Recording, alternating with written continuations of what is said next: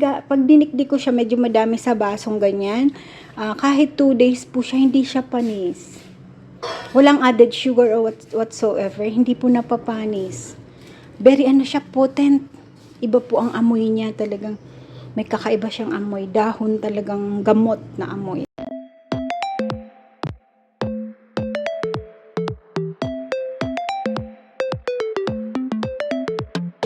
Good morning, Mother.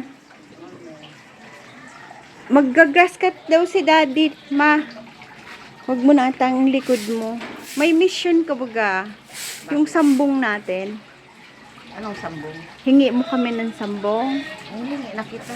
Meron na? Ayan o. Ay, oo nga. Dami.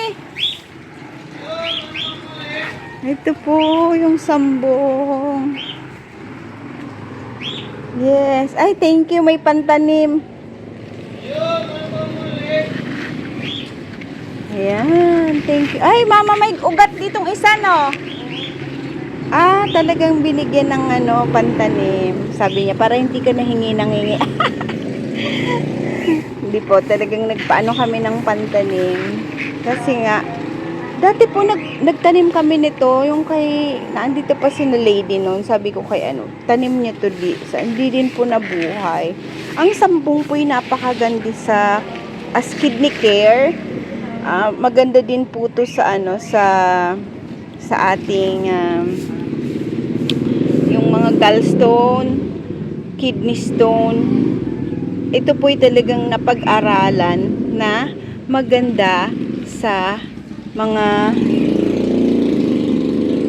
ganong sakit po. Kidney stone, gallstone, talagang lusaw. Kaya pong lusaw. Tingnan mo, Mingming. Sige, papakainin kita nito. Tapos po, nung si Bella, ang gamot pong binigay sa kanya, sambong din, yung Renacare ng dog. Sambong din po, made of sambong na bibilihin mo siyang ganito. Sabi ko, na lang, nagganito na lang po kami.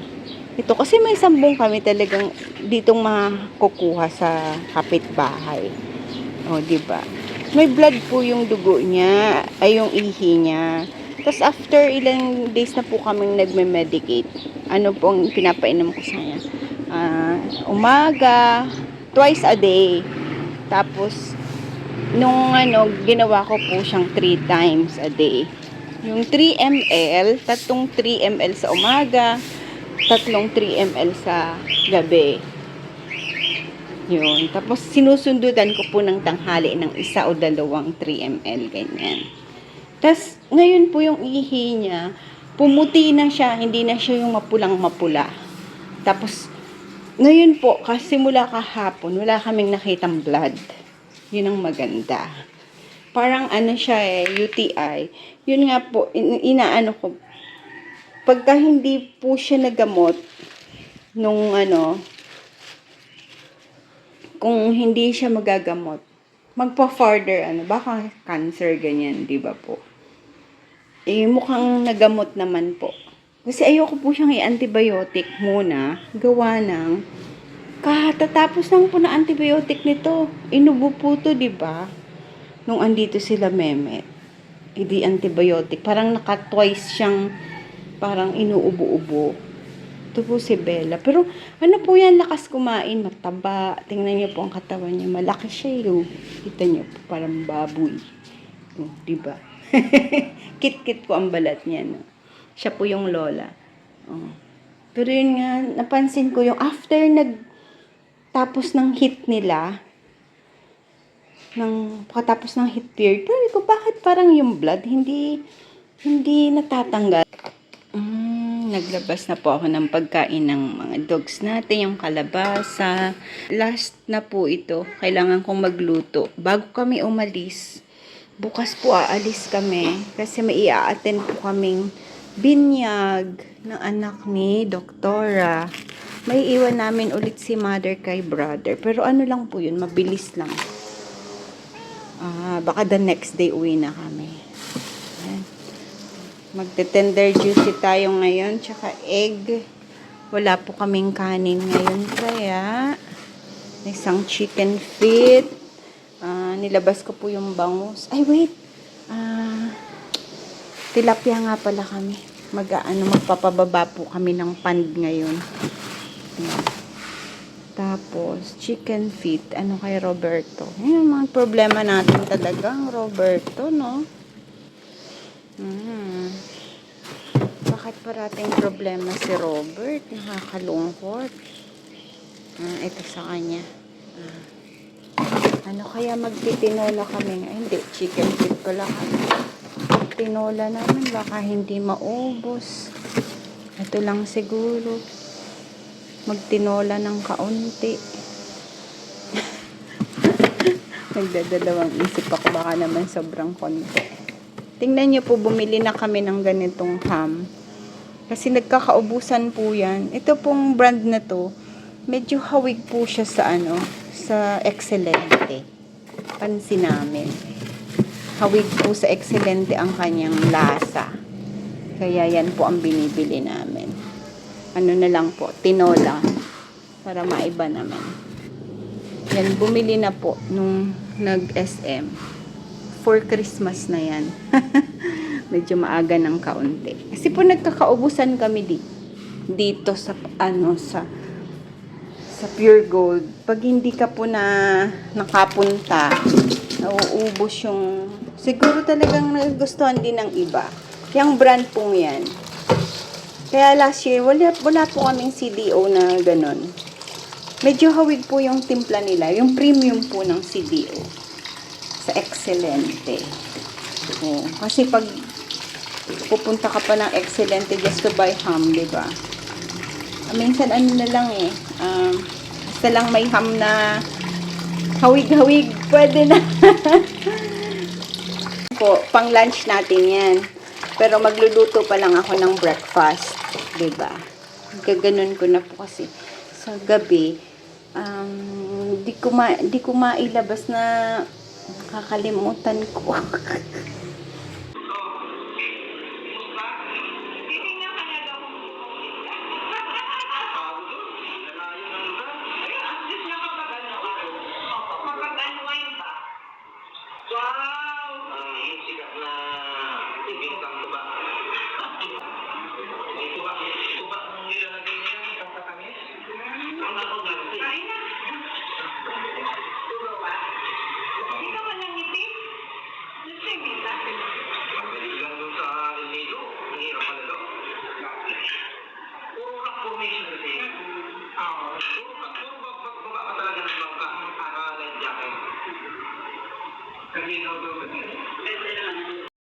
Napakaingay po ng audio ng aming CCTV. Matagal din po si bro, kwentuhan, yung about po sa Palawan. Kinikwento niya nga po yung Palawan daw po pala, yung Puerto Princesa, napakalaki. Yung papunta po daw sila ng underground river. 2 hours na, Puerto Princesa pa din. Tapos yun nga medyo, pa nga daw po yung lugar. Medyo remote pa. Yung El Nido daw po, kung walang turista, parang talagang siya, liblib na lugar, sabi niya. Parang ganun pong pagkakasabi niya. Nakatawa po kasi yung kwentuhan kanina. Sayang lang po talagang hindi po ma-upload kasi maingay po talaga yung audio. Although naman po sana siya, clear naman, naintindihan naman yung salita, kaya lang, maingay yung audio. Kakatch niya lahat po yung electric fan, yung ingay nung nagbabounce yung bahay, yung ingay nung basta maingay po, kaya mahirap din pong i-upload. Baka po kayo mabingi. Ayan. May pasalubong po si brother. Good morning! Ayan po. Ito po yung pasalubong ni ka-farmer kay mother. Kasoy, ito daw po parang pusit na chicharon pusit. Ayan. Tapos, ito po daw ay puto na may tuba. Famous daw po ito. Masarap po siya. Nagtumikim na kami kanina. Kaya lang, tamang-tama po dumating siya. Breakfast kami. Nakapag-breakfast na daw po siya. Kaya, ito lang po. 2 lang po ang nabawas sa binigay niya. Ayan. Andito na po si Mother Dear. Good morning, Mother Dear. Good morning again. Katatapos lang namin mag-breakfast. Ito po, lunch prep na kami. Siyempre, chicken feet. Ulit. Tapos kami daw po ay pinapili ko po si daddy kasi siya lang naman ang kakain. Tinola or adobo. Tinola daw po. Ayan. Tapos ito po gagawin ko din yung aking kimchi today. Ito po yung natira nating sauce dati. So, tinuto ko lang siya kasi frozen po yan. Tapos ito po yung ating gagawin. Ayan. Hindi ko po ito nagawa kahapon. Ayan. Yan po ang ating gagawing kimchi. Ayan. Tapos, ako po yung magdidikdik na ng ating this is the sambong for the dog. Yung iba po nito, dahil madaming binigay si Maring Vicky, dinamihan niya na talaga para hindi na siguro kami hingi ulit. Sina Maring Vicky. Ayan po. Ako muha din ba? Hinihingi niya din to sa kapitbahay niya. Okay. Tapos po, yun nga may pantanim na kami din na kinuha, binigay niya po. Tapos, kasi po to talaga napakaganda. One of the best herbal med na talagang maganda. Tsatsagaan nyo po. Kung kayo may kidney stone, tsagain nyo. Kung may gallstone kayo, tsagain nyo. Pinakamaganda, dikdikin nyo ng fresh, iinumin nyo. Pwede din po lagain. Pero sa dog po, dinidikdik ko lang to with water. Basta ganun, hanggang may green pa, pipigain mo siya. Galing po Clear na clear ngayon ang ihi ng mga doggies. Tapos si Bella nga po, di ba may blood yung dugo niya. Nadala po ni Sambong, ang galing. Kaya lang kailangan po continuous talaga. Kaya yung iba po nito, ipe-ferment ko na lang. Lalagyan natin ng molasses. Hindi, mama, ang kailangan dito yung juice eh. Pansin ko po siya, pag dinikdik ko siya, medyo madami sa basong ganyan. Kahit 2 days po siya, hindi siya panis. Walang added sugar or whatsoever. Hindi po napapanis. Very siya, potent. Iba po ang amoy niya, talagang may kakaiba siyang amoy. Dahon talagang gamot na amoy. Ito po yung na-blend ko na sambong. Marami din po yung leaves. Blend ko na lang kasi pag dinidikdik medyo mapagod. Tapos aalis po kami, diba? So, ang gagawin ko po, ito, lalagyan ko siya ng molasses. Ito po, edible to. Pwede to sa human consumption na molasses. Yan. Galing pa po to kay Kabono. May nabibilihan sila. Yan. Kahit kaunti lang. Ganun lang. Enough na po yun. Para matulungan siyang mag-ferment. Diba po? Para fermentation ang ating habol dyan. Para hindi siya mapanis. Yan. So, magagamit po yan ng 1 month, 2 months, 3 months. As long as may molasses siya. Magagamit po natin siya kasi na-ferment. Tapos from time to time, pag sa tingin nyo pong mamamatay na yung lalagyan nyo lang po ulit siya ng molasses. Good morning! Again.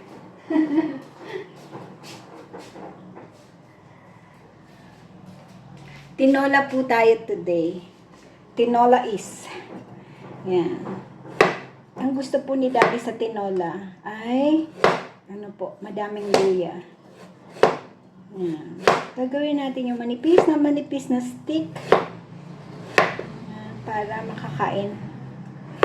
Ako po yung kinakain ko yan. Gusto ko yan sa tinola.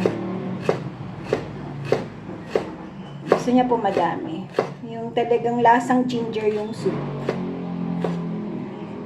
Pag kulang sa luya, sasabihin niya, kulang sa luya. Ito, ipipit-pit natin. Yung dalawang dede. Yan.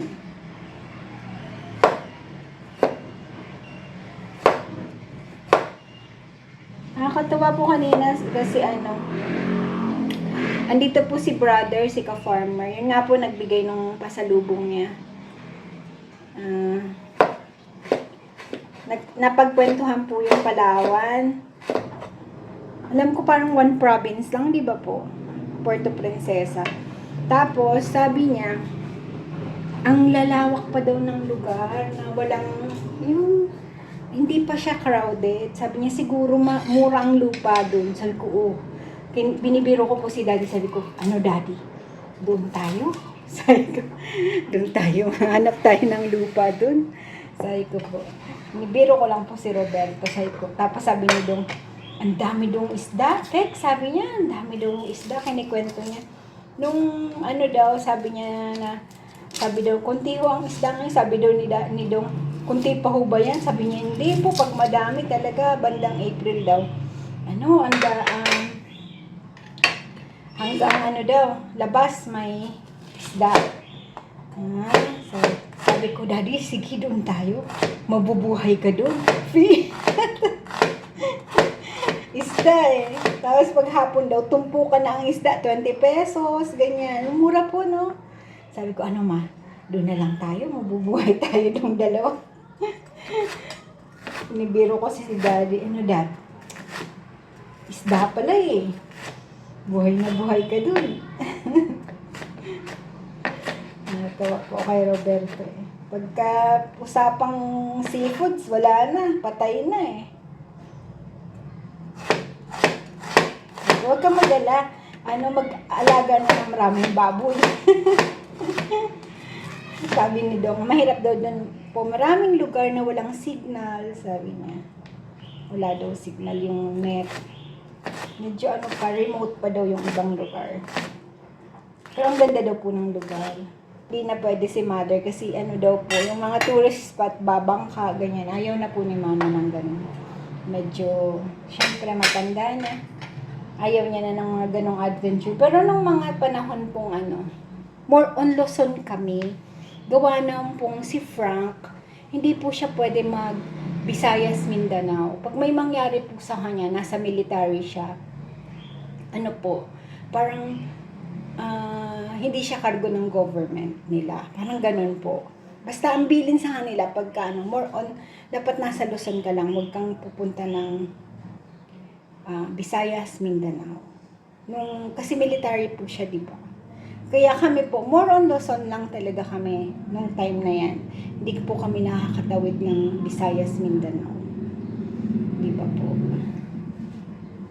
Ayan, tayo yung mapadaldal na ako Yan po, pakukuluan lang natin na matanggal yung sebo para hindi na po ako mamaya magtatanggal ng sebo. Dalawang soup namin yun, chicken feet at tinola. Di naman po nakain si daddy ng chicken feet, so yun. Papakuluan lang natin yan. Ayan na po. Pag binuksan nyo po yan, yung ginisa nyong luya, sibuyas, tapos yan na po yung ating chicken, tapos lalagyan ng patis, di ba? Tapos tatakpan niya siya. Pag binuksan yung amoy na yung luya at patis. You're on the right track. You're on the right track for good tinola. Simmer lang natin siya dyan.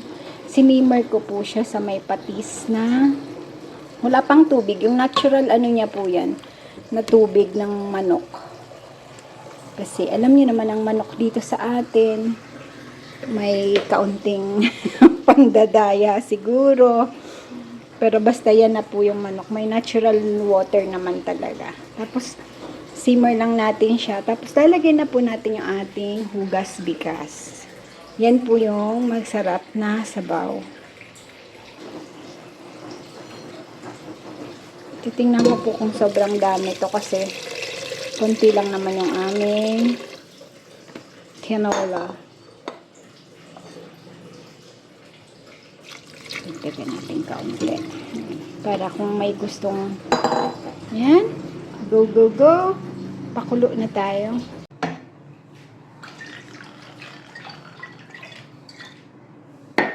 Gagawa po tayo ng kimchi. Kimchi.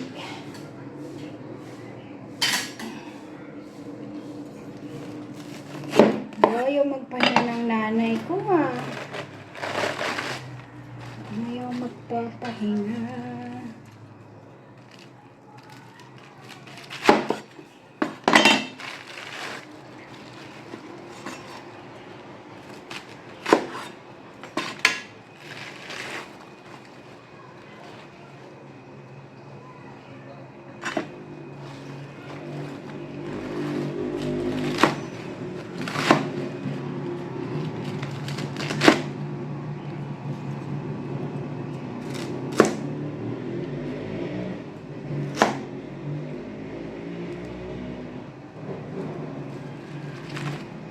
kimchi again. Kasi po, ito dadalhin ko to ng Manila. Bibigyan po natin si Richelle. Nag-promise ko po yan sa kanya. Nakalimutan ko lang pong dalhan siya no last naming punta na may patay po.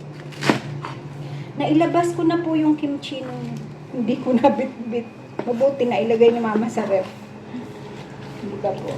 Halimutan ko talaga na may mga gano'n na dapat naka-ready na lahat. Pag naalala mo, dapat i-ano mo na kasi chatanders na talaga. Mahina na tayo sa pagka naisip mo, dapat anuhin mo na agad dahil may nalilimo talaga eh. Ayan po ang ating binabad ko lang po yan sa suka muna. Malaki po yan. Saka kaganon ko. Sira yung ibang dahon. Lumiit.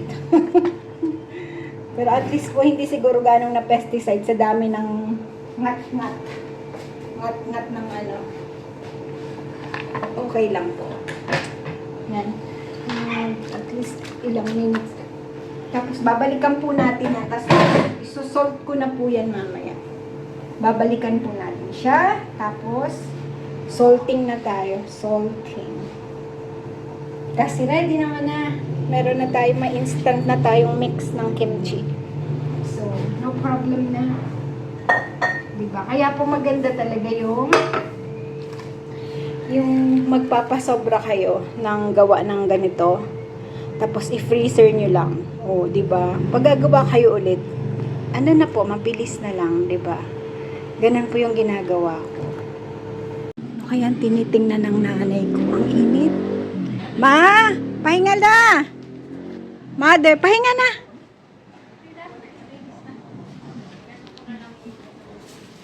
Ako yung magkukuha po ng dahon ng sili. Mainit ngayon. Today is really mainit.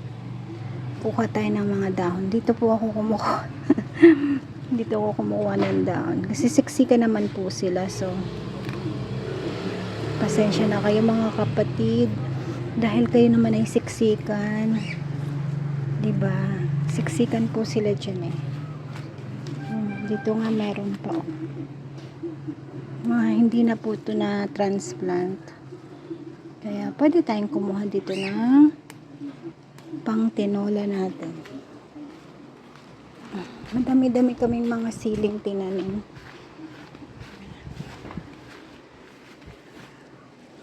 Nakukuha na natin ng minsan maganda din yung magsoso kayo ng maraming ganare.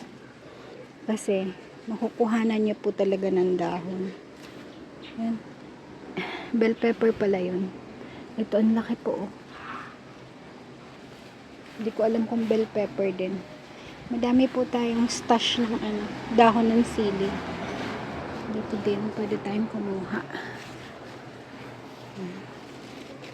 Sasanggiin lang natin na ano din naman ulit yan eh.